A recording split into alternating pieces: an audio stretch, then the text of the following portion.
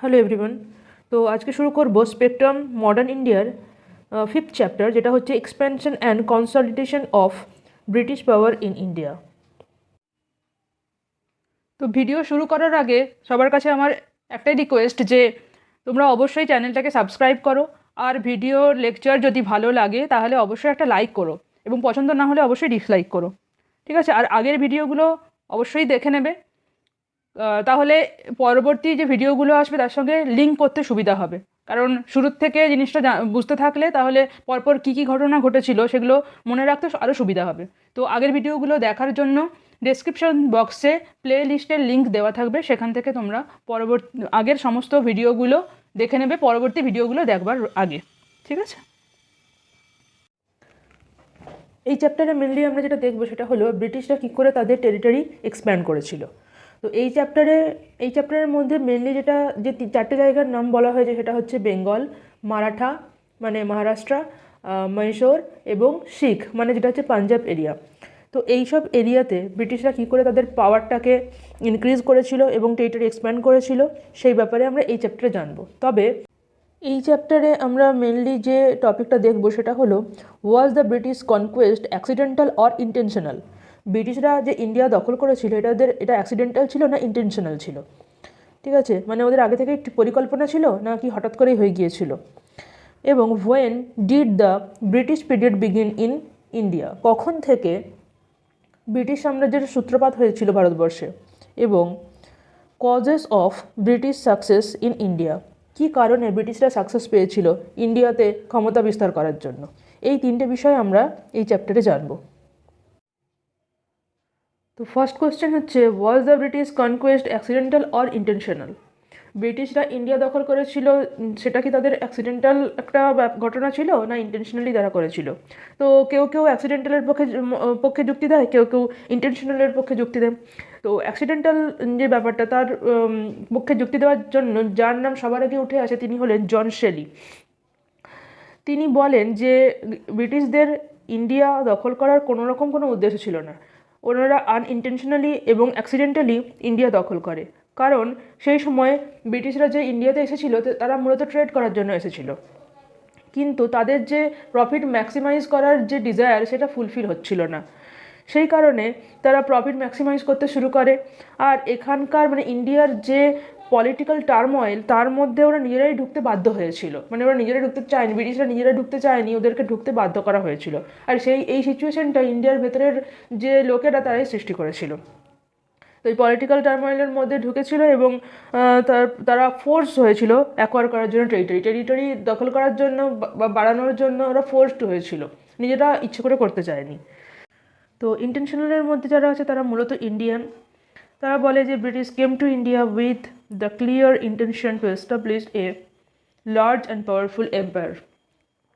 তো স্বাভাবিকভাবেই ব্রিটিশরা 200 বছর ভারতবর্ষতে রাজত্ব করেছে, তো ইন্ডিয়ানরা তাই মনে করে থাকেন যে ব্রিটিশরা মূলত এসেছিল ইন্ডিয়া দখল করার জন্যই, ঠিক আছে? তো এই ক্ষেত্রে আমাদেরকে কি ভাবতে হবে? আমাদেরকে ভাবতে হবে এটা হয়তো এই দুই পক্ষই ঠিক, দুটো যে মতবাদ, এই দুটো মতবাদের মধ্যে দুটো মতবাদই ঠিক।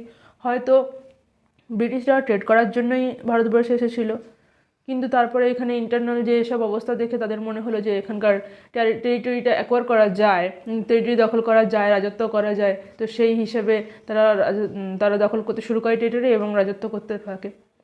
তো এটা একটা নিউট্রালভাবে আমাদের ভাবতে হবে, কারণ স্বাভাবিকভাবে দেখতে গেলে সেই সময় ভারতবর্ষের মধ্যে কোনো ন্যাশনালিটি ব্যাপারটা ছিলই না, ন্যাশনালিটির খুবই অভাব ছিল।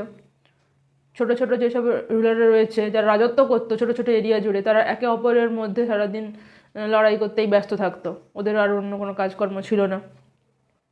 তো এই সব দেখে ব্রিটিশরা যে ট্রেড করতে এসেছিলো ভারতবর্ষে, ওদের কোনো রকম প্রফিট ম্যাক্সিমাইজ হচ্ছিল না।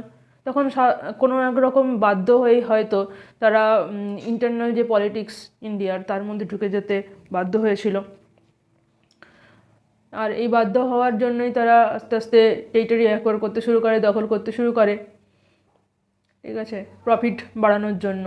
কারণ আমরা পরবর্তীকালেও দেখব যে ওয়েলেসলি যখন ইন্ডিয়াতে এসেছিল তখন সাবসিডিয়ারি অ্যালায়েন্স নামে একটা সিস্টেম নিয়ে এসেছিল, যে সিস্টেমের ফলে ব্রিটিশ ইস্ট ইন্ডিয়া কোম্পানি কী করে না, প্রফিট বাড়ানোর জন্য, প্রফিট ম্যাক্সিমাইজ করার জন্য টেরিটরি দখল করতে শুরু করে ওই সিস্টেমের সহায়তায়, সাবসিডিয়ারি অ্যালায়েন্সের সাহায্যে।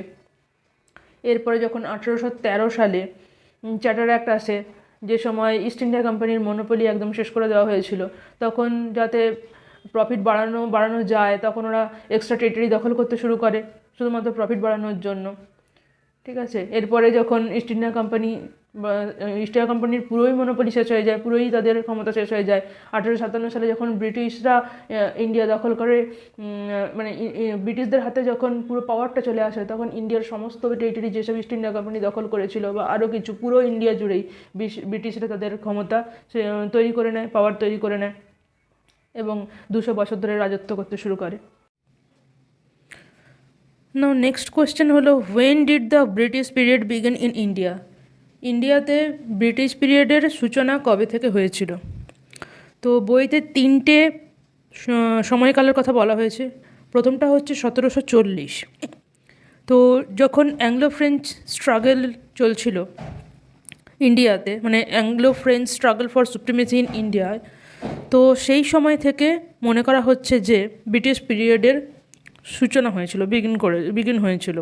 তো এই অ্যাংলো ফ্রেঞ্চ স্ট্রাগলটা শুরু হয়েছিল কখন থেকে না, আমরা আগে চ্যাপ্টারগুলোতে দেখেছি যে ওয়ার অফ অস্ট্রিয়ান সাকসেশন, তো অস্ট্রিয়াকে দখল করা নিয়ে অ্যাংলো ফ্রেঞ্চের মধ্যে যে ঝামেলাটা হচ্ছিল, সেই রেস ধরে ইন্ডিয়াতেও অ্যাংলো ফ্রেঞ্চ স্ট্রাগল শুরু হয় এবং সেইখান থেকেই ব্রিটিশ পিরিয়ডের শুরু হয় ইন্ডিয়াতে।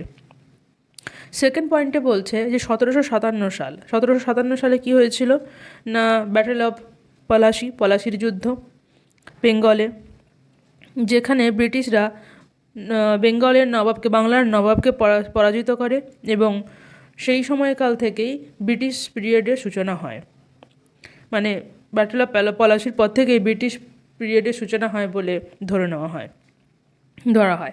1761 সালের পরে 1761 সালে কী হয়েছিল না, থার্ড ব্যাটেল অফ পানিপথ। আমরা আগে দেখেছি যে থার্ড ব্যাটেল অফ পানিপথ হয়েছিল মারাঠা এবং আহমদ শাহ আবদালির সঙ্গে, যে যুদ্ধে মারাঠারা পরাজিত হয় এবং আহমদ শাহ আবদালি উনি জিতে যান এবং সেখান থেকেই ইন্ডিয়ান হিস্ট্রিতে ব্রিটিশ পিরিয়ডের সূচনা হয় বলে ধরা হয়।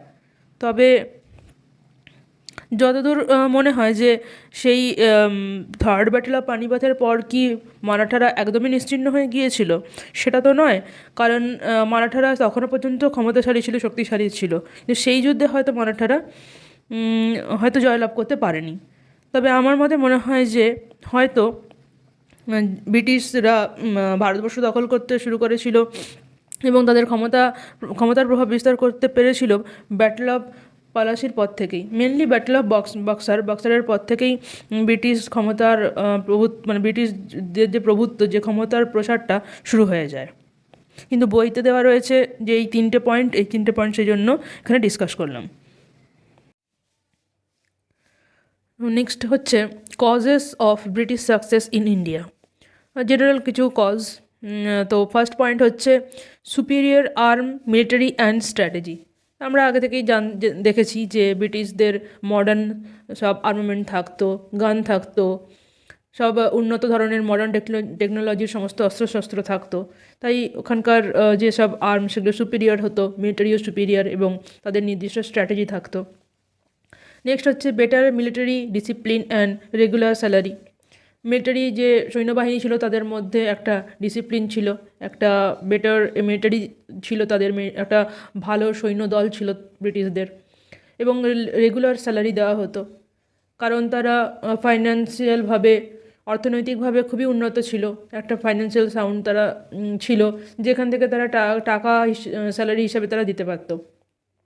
কিন্তু ইন্ডিয়াতে তো সেটা ছিল না, ইন্ডিয়া নিজেই অর্থনৈতিকভাবে একদমই গরিব টাইপ ছিল, তো ওরা স্যালারি হিসেবে কী দিত ইন্ডিয়াতে না, ওখানে জায়গিরদারি মানে জমি দেওয়া হতো, ঠিক আছে, স্যালারি হিসাবে। আর সেই জমিগুলো আস্তে আস্তে যাকে দেওয়া হতো, সেই জমিগুলো যাকে দেওয়া হচ্ছে তার বংশ পরম্পরায় সেই জমিগুলো তার হয়ে যাচ্ছে। তো এরকমভাবে জমি আস্তে আস্তে শেষ হতে থাকে, জমি তো আর নতুন করে তৈরি হয় না। তো এরকমভাবে জমি যদি দেওয়া হয় তাহলে সেরকমভাবে স্যালারি দিয়ে তো কিছু লাভ নেই, তো সেই জন্য রেগুলার স্যালারিও ঠিকঠাক করে হতো না। এরপরে হচ্ছে নেক্সট পয়েন্ট হচ্ছে civil discipline and fair selection system. বিভিন্ন কাজে যে সিলেকশন হতো সিভিল সার্ভিসে বা মিলিটারি হোক, যেই কারণেই হোক না, যেখানেই হোক না কেন, যে সিলেকশন হতো সেটা খুবই ডিসিপ্লিন ওয়েতে হতো। সব কিছুই অ্যাবিলিটির উপর ভিত্তি করেই সেই জব দেওয়া হতো ব্রিটিশদের মধ্যে। যার যা ক্ষমতা, যার যেটুকু ক্ষমতা আছে, যেটুকুভাবে অ্যাবিলিটি আছে যার, সেরকমভাবে তাকে সেরকম জব দেওয়া হতো। কিন্তু ইন্ডিয়াতে তো সেরকম হয় না। ইন্ডিয়াতে ওই মুখ দেখা দেখি, আগে থেকে পরিচিত, এরকমভাবেই সব সময় সিলেকশন করা হয় বা সেই সময় সিলেকশন করা হতো। কিন্তু ব্রিটিশদের সেটা ছিল না। তাদের সমস্ত সিলেকশন ফেয়ার ওয়েতে এবং ডিসিপ্লিন ওয়েতে করা হতো। নেক্সট পয়েন্ট হচ্ছে brilliant leadership and support of second line leader. তো সেই সময় যেসব লিডাররা ছিল, ব্রিটিশ লিডাররা ছিল, যেরকম Lord Clive, Warren Hastings, Munro, Dalhousie, এরকম যেসব লিডাররা তখন ইন্ডিয়াতে এসেছিলেন তারা খুবই দক্ষ ছিলেন এবং তাদের যেসব তারা কোনো প্রকারের প্রবলেম ফেস করলে সেকেন্ড লাইন যে লিডার তারাও সেখানে প্রেজেন্ট হতে পারতেন, তারাও খুবই ব্রিলিয়েন্ট থাকতো। যেরকম স্যার আয়ার কোটে, লর্ড লেক, আর্থার ওয়েলেসলি, এরকম সেকেন্ড লাইন লিডাররাও খুবই ব্রিলিয়ান্ট এবং খুবই দক্ষ ছিলেন। ইন্ডিয়াতেও লিডারের কম ছিল না, ইন্ডিয়াতেও ব্রিলিয়ান্ট লিডাররা ছিলেন, যেরকম হায়দার আলী, টিপু সুলতান, ঠিক আছে, মধুরাও সিন্ধিয়া, এরকম যশবন্তরাও হোলকার, এরকম সমস্ত খুবই ব্রিলিয়ান্ট লিডার, খুবই দক্ষ লিডাররা ছিলেন। কিন্তু এদের মধ্যে কোনো সেকেন্ড লাইন অফ লিডার ছিলেন না, আর এনারাও নিজেদের মধ্যে যুদ্ধ বিদ্রোহ করতেই ব্যস্ত থাকতেন। ঠিক আছে, তো সেরকমভাবে সেই জন্য লিডারশিপ ব্যাপারটাও ব্রিটিশদের থেকে ইন্ডিয়ানরা পিছিয়ে থাকতো। নেক্সট পয়েন্ট হচ্ছে lack of nationality feelings of ইন্ডিয়ানদের মধ্যে কোনো ন্যাশনালিটি ফিলিং ছিল না। তারা নিজেদের মধ্যেই, নিজেদের এরিয়া, নিজেদের একটু ছোট জায়গা, এই নিয়েই তারা ব্যস্ত থাকতো। যে আমাদের একটা পুরো ইন্ডিয়ান ন্যাশনালিটি বা ইন্ডিয়ান ন্যাশনালিজমের যে একটা মনোভাব, সেটা লিডারদের মধ্যে ছিল না, কিন্তু ব্রিটিশদের মধ্যে ছিল। তারা প্রাউড ফিল করতো, তারা ইংল্যান্ডের লোক, তারা ব্রিটিশ, তারা নিজেদের ন্যাশনালিটি মেনটেন করার জন্য তারা সবসময় এগিয়ে থাকতো, নিজেদের মধ্যে লড়াই করতো না। কিন্তু ইন্ডিয়ার মধ্যে সেই জিনিসটা হতো। নেক্সট পয়েন্ট হচ্ছে স্ট্রং ফিনান্সিয়াল ব্যাকআপ। এমনিতেই ব্রিটিশদের ফিনান্সিয়াল যে পাওয়ারটা সেটা খুবই উন্নত ছিল, কারণ তারা গোটা পৃথিবী জুড়ে বিভিন্ন জায়গাতেই তারা ছড়িয়ে ছিটিয়ে ছিল। সেখানে যেরকম আফ্রিকাতে, এশিয়াতে, ইউরোপে, বিভিন্ন জায়গাতে। তো সেখানে ছড়িয়ে ছিটিয়ে থাকার জন্য সেখান থেকে বিভিন্ন জায়গায় ট্রেড হতো, তাই সেখানকার অর্থনৈতিক ব্যবস্থাটা খুবই উন্নত ছিল ব্রিটিশদের। কিন্তু ইন্ডিয়ানদের মধ্যে সেই ফিনান্সিয়াল ব্যাকআপটা একদমই স্ট্রং ছিল না। নেক্সট পয়েন্ট হচ্ছে ন্যাশনালিস্ট প্রাইড। যেরকম আগেই বললাম যে ব্রিটিশরা প্রাউড ফিল করতো যে তারা ব্রিটিশ, তারা ইংল্যান্ডের লোক। তো সেই জন্য তারা ইংল্যান্ডের হয়ে বা ব্রিটেনের হয়েই তারা লড়াই করতো, নিজেদের মধ্যে লড়াই করতো না। কোনো বহিরাগত শক্তির এগেনস্টে তারা সবাই একসঙ্গে ঝাঁপিয়ে পড়তো। কিন্তু ইন্ডিয়ানদের মধ্যে সেটা ছিল না। ইন্ডিয়ানরা নিজেদের মধ্যেই যুদ্ধ করতো, নিজেরাই হারতো, নিজেরাই জিততো, নিজেরাই শত্রুতা করতো। যে এক হয়ে কোনো বহিরাগত শক্তির এগেনস্টে লড়াই করবে সেরকম মানসিকতা এদের ছিল না, কারণ এদের মানসিকতা খুবই নিম্নমানের ছিল ব্রিটিশদের তুলনায়। ঠিক আছে, তো এই হলো কতগুলো কারণ যে কারণে ব্রিটিশরা ইন্ডিয়াতে সাকসেস পেয়েছিল। তাহলে আজকের জন্য এতটাই। আমরা নেক্সট ভিডিওতে বেঙ্গলের ব্যাপারে জানবো। ঠিক আছে, তো থ্যাঙ্কস ফর ওয়াচিং। যদি ভিডিওটা ভালো লাগে তাহলে অবশ্যই একটা লাইক করবে আর শেয়ার করবে, চ্যানেলটা অবশ্যই সাবস্ক্রাইব করবে। আর ভিডিওটা যত তোমরা লাইক করবে আমি পরবর্তী ভিডিও বানানোর জন্য ইন্সপিরেশন পাবো। লাইক বা শেয়ার যদি না হয় তাহলে আমি ইন্সপিরেশন পাবো না এবং পরবর্তী ভিডিও তৈরি করবার মতো মানসিকতা তৈরি হবে না। সেই জন্য তোমাদের কাছে রিকোয়েস্ট, তোমরা যতদূর পারবে লাইক এবং শেয়ার করো আর সবার মধ্যে চ্যানেলটাকে ছড়িয়ে দাও যাতে সাবস্ক্রাইব, এবং আমি আরও ভিডিও বানাবো, পুরো বইটা শেষ করার চেষ্টা করব এবং পরবর্তী আরও অনেকগুলো বই কভার করার চেষ্টা করব। Thanks for watching. Jai Hind.